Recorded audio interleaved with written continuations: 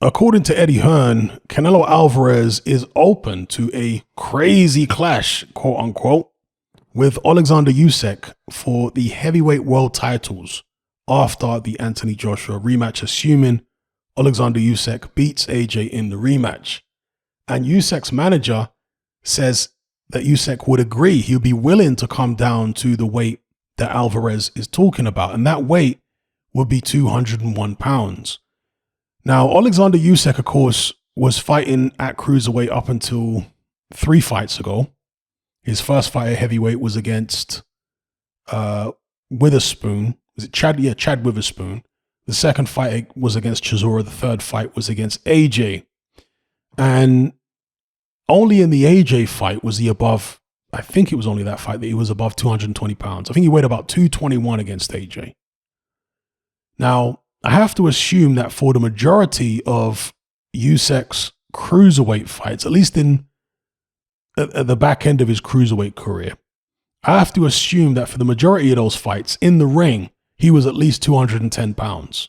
Most of the top cruiserweights are going to be at least around that when they set foot in the ring.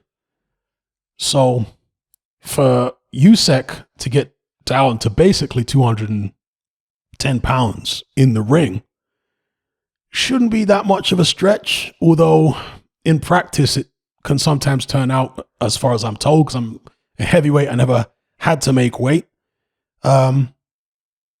For guys who do have to make weight, so I'm told, many fighters will tell you this over the years, particularly professionals and what have you, because in the amateurs, you're weighing in on the day of the fight. So you're really not draining yourself to get down to weight. So everybody just fights at whatever weight they naturally weigh. Yeah, people will not eat and stuff like that because they want to get down to a lower weight division. But ultimately, there isn't any crazy weight making stuff that goes on in the amateurs. Whereas in the pros, there's a lot of crazy stuff that goes on for these guys to get down to the weight that they're at because they've got more time to do it and they've got more means to do it. So hang on. Let's adjust my seat here. Yeah, they got more means to do it. So will Usyk find it as easy as he thinks to get down to 201 pounds? Will there be a rehydration clause in the contract? Look, we're getting ahead of ourselves here. It's really a fantasy matchup at this stage. Canelo Alvarez versus Usyk, because a lot of things have to happen in order for this fight to take place. Canelo's got to get past Bivol, potentially the Beterbiev Joe Smith winner. Usyk's got to get past AJ in the rematch. Everything's got to go smoothly and hunky-dory. I mean, Canelo might even take a fight against Makabu first before fighting Alexander Usyk. So, again, it's a fantasy matchup at this stage. But Canelo, according to Eddie Hearn, apparently according to, in fact, I'm not sure if Reynoso has talked about it, but Eddie Hearn at least, Canelo's willing to do it, and Usyk's people say they would be willing. Of course, Usyk's people would be willing to do it because, again, crazy money. Can you imagine the money that could be generated from Usyk against Canelo? Now, as far as how that fight would play out if it took place, and how Canelo would go about fighting Usyk, I mean, it's fascinating to me. But I'm more thinking about Canelo's mentality because at this stage of Canelo's career, he's peaking.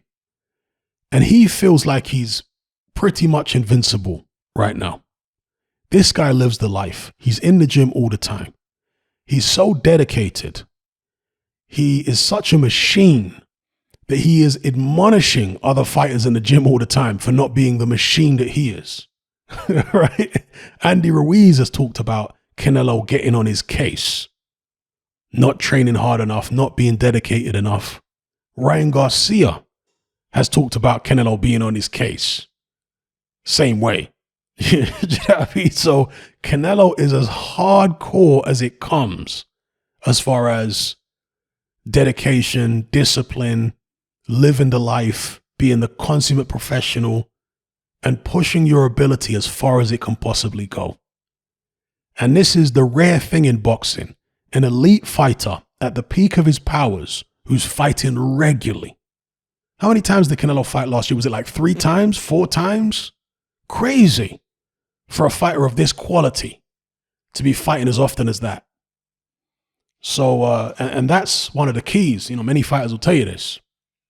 Obviously, there are certain exceptions, but many fighters will tell you that the key to being at your absolute best in the ring is fighting regularly. Mike Tyson was a big advocate for this, for fighting on a regular basis.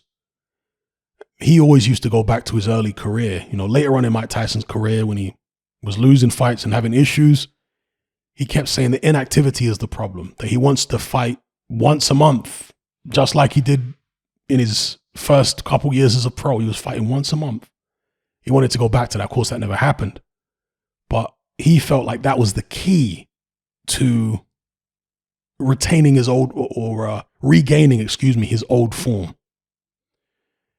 And with Canelo Alvarez, you know, boxing very, very regularly, peak of his powers, doing fantastically well. And, you know, when you're in that kind of groove, you're going to feel invincible. You're going to feel like you can do everything. So to him, he looks at Usyk's style and says, I can beat this guy. Yeah, he's tall, but he's not that tall. I've fought guys this size before, this height, with this kind of reach. Callum Smith, right? 6'3", same kind of reach as you. Obviously, he can't move like Usyk. He's not as skilled as Usyk, not as good as Usyk. But I'm trying to put myself in the mind of Canelo Alvarez for a second, what I imagine his mind to be like. And he's not thinking the dimensions of Usyk are going to be a problem for him in terms of his arms and his height and all that kind of thing. And of course, he's fought southpaws before. He's fought slick guys. He's fought people that are faster than Usyk. People talk about how great Usyk's foot speed is and hand speed and so on compared to the big heavyweights. But it's not so fast compared to Canelo. And Canelo don't even have fast feet. But he's fought people with so much faster feet than Usyk. You know what I mean? Usyk's feet are fast for a cruiserweight, or for even more so for a heavyweight. But they ain't so fast for middleweight, you know? So, yeah, I can see why Canelo would think the way that he thinks. But in reality, would he actually be able to beat Usyk? Would he stand a realistic chance? Or would that be beyond the limits of Alvarez's potential? You guys let me know what you think in the comments below. People are talking about hypotheticals and they're saying, if Canelo was able to do this, surely he should be on the shortlist for greatest fighter in history. If he can become undisputed at 175, if he beats Benavidez and Charlo, if he steps up and beats, let's say, Makabu for the cruiserweight title, then that's a lot of ifs.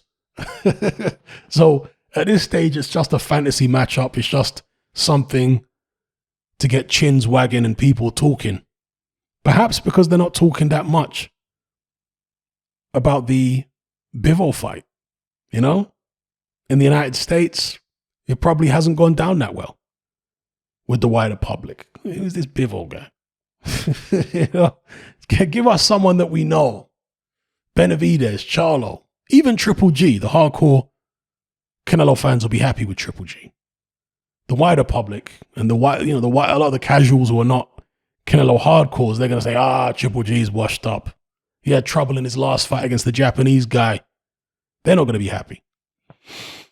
But Usyk, they'd be impressed by that, all right. Oh, yeah. They'd definitely be impressed by that. So, because for one, it's heavyweight.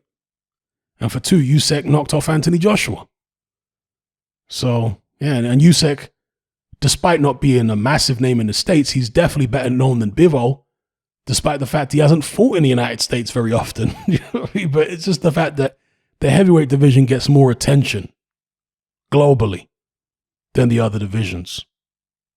Generally speaking, anyway, in most territories. Anyway, I'll leave it there. Let me know what you think about the fantasy matchup, Canelo Alvarez versus Usyk. Do you think it's something we'll ever see? Let me know. If you're tired of the biased narratives and mass censorship on mainstream platforms, and you want to be part of a community of critical thinkers who love free speech just as much as you do, then come and join me on Patreon and access my weekly no-holds-barred censorship-free podcast where we lift the lid on a wide variety of controversial topics. It's not mainstream friendly, it's not politically correct, but that's the whole point.